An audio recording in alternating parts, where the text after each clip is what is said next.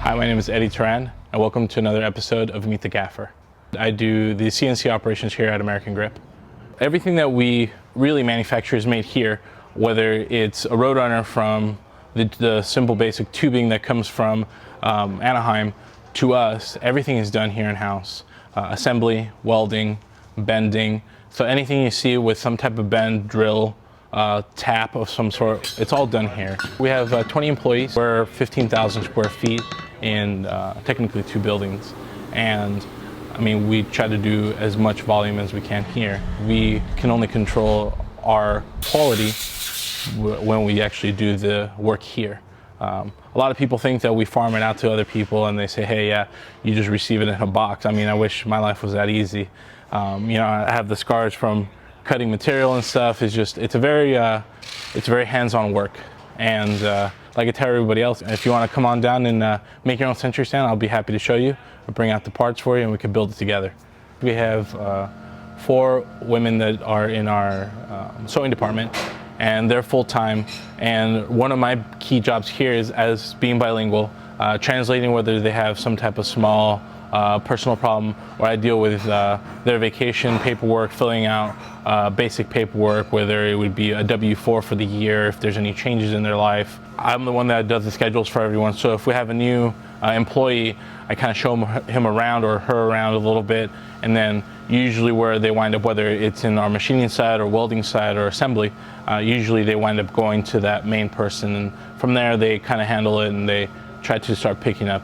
So I'm usually there as more of support to kind of get things going, and then after that they have a tendency to pick it up fairly easily. You know, say you have customers that call and say, I want 100 grip heads, so about the 30th or 40th grip head that you build, you kind of get the hang of it. When I first started working here, we would build about 150 grip heads in an hour, and it was just, I don't even know, we put one headphone in and we'd just be flying, and somehow, some way, they just pile up. And that's how they got us, you know, that's how they roped us into, hey, you guys can do that fast? Well, let's try this. And it just kept going and going. So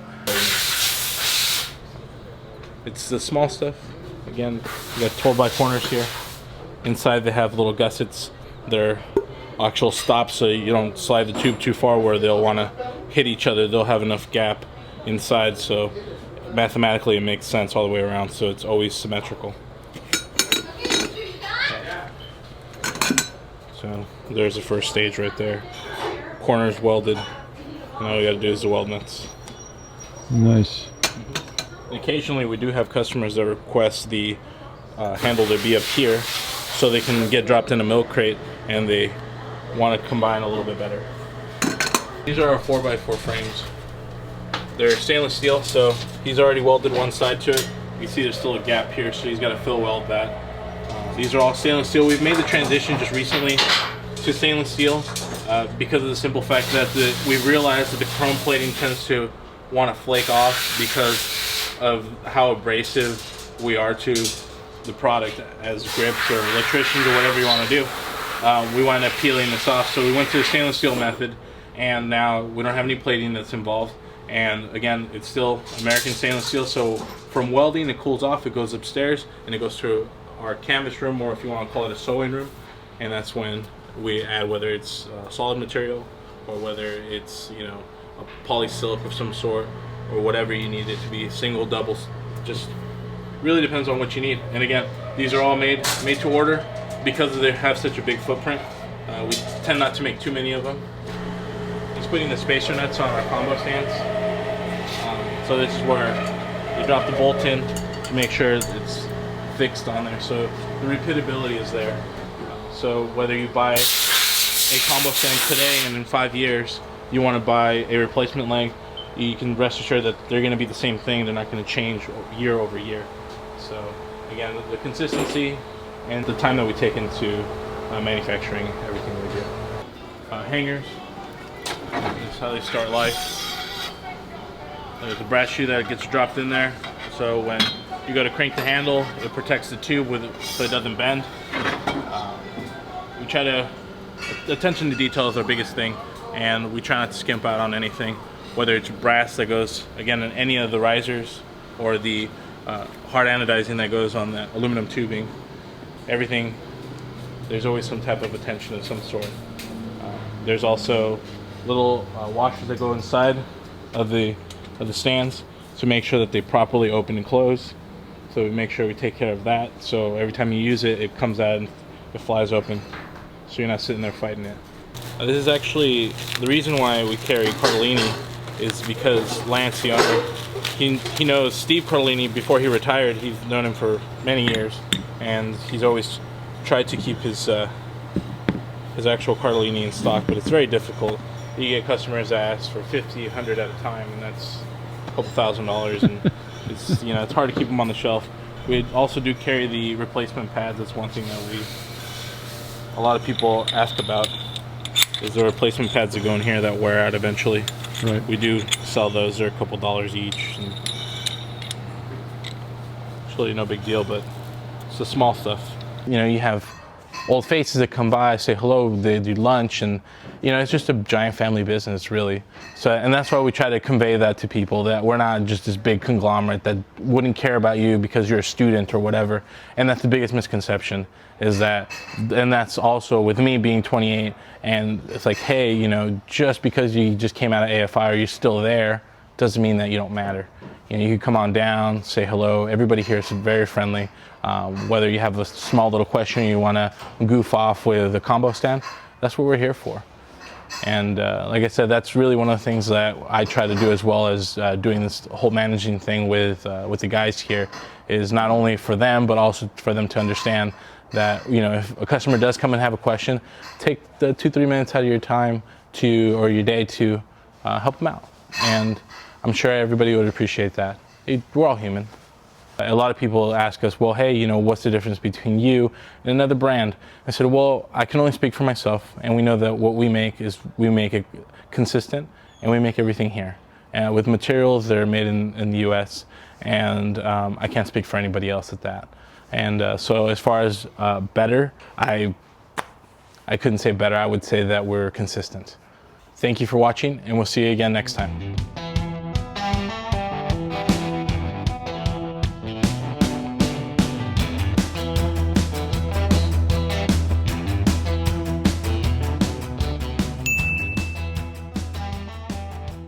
So behind me is the Roadrunner, and we have a couple here. The safety features on it, with the gearbox system, there is about 4 safeties that are tied into it, where inside the crank handle, if you have what we always do, and you know, you have new grips that, or electricians at that, they crank it, and if they crank it past where it says stop and they still want to wrench it, there's a mechanism, there's a little tab that will snap on purpose. So that little tab is only worth about $0.25 in US dollars, whatever, and it'll save the rest of the stand. So the gearbox here, it won't damage the gears inside, which is probably about $1,500 in damage, if that gets to that. But if they manage to break that tab and then the tab behind it, then still you're out 50 cents. But it's all built into that. So with that said, even if you break it and you have a load on it, say you have whatever, let's say an Air Max on there, it's not going to do anything. It's going to hold. The only thing you're going to have to do is you're going to have to disassemble part of the stand to be able to bring it down safely. And it won't come crashing down because of the fact that all the weight is actually buried at another location.